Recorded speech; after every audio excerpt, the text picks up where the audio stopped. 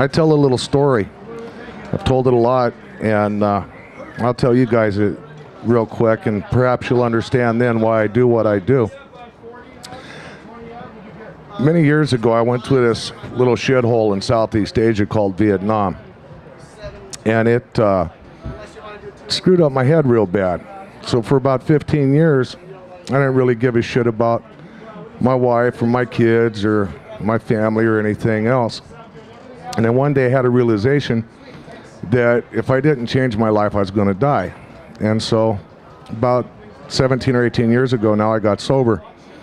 That I would devote the rest of my life to promoting the sacred plant at every level, both as a medicinal and as a industrial product. And that I would dedicate myself to helping those less fortunate. My wife and I started a ministry in 2000. In 2002, we were raided where they got 658 kilos, I believe. And nobody was arrested.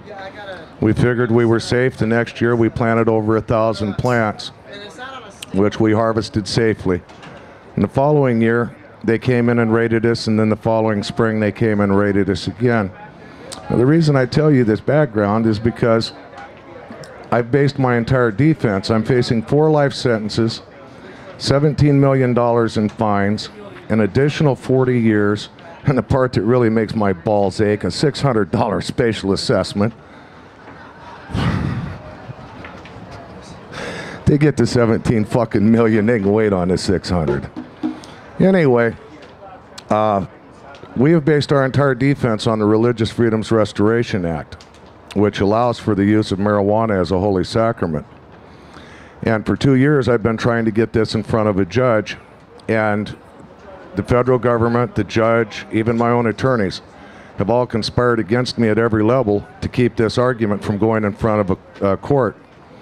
There was a recent decision by the Supreme Court called the UDV decision, which is incredibly critical because it has to do with the church drinking what they call Waitusca tea, which, comparing marijuana to that tea, is like comparing ice water to battery acid. The Supreme Court said in a 9-0 vote, leave them boys alone.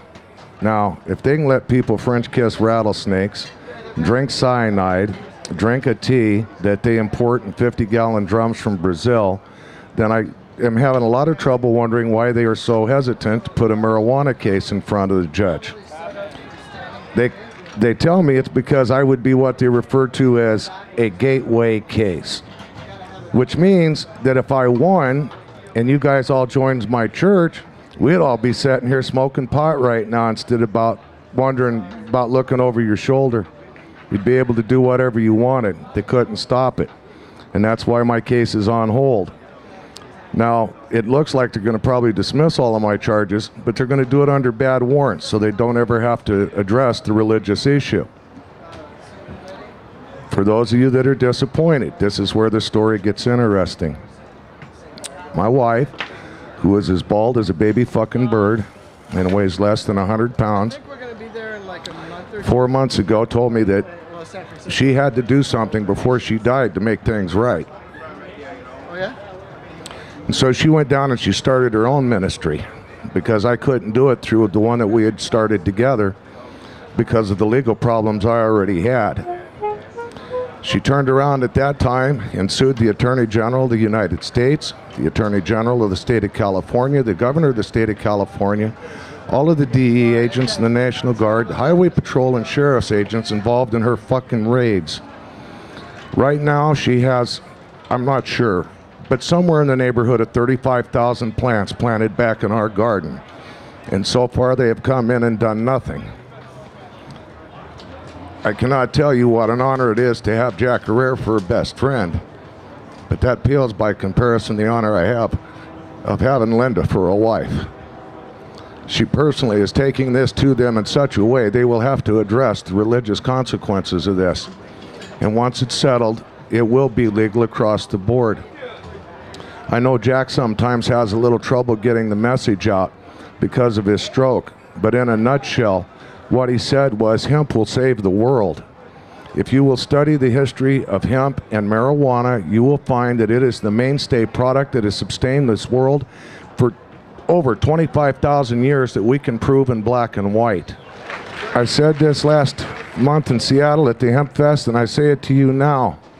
I promise you, if we will all stand up just one fucking time together, we will never have to stand up again. 70% of the Republicans in a national survey admitted that they smoked pot and had no problem with marijuana as a medicine.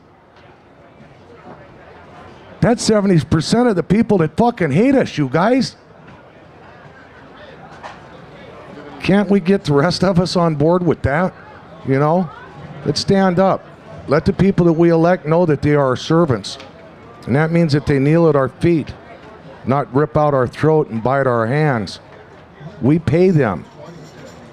It used to be serve and protect. Now it's screw and prosecute. It's right in the Constitution. Have any of you ever read that?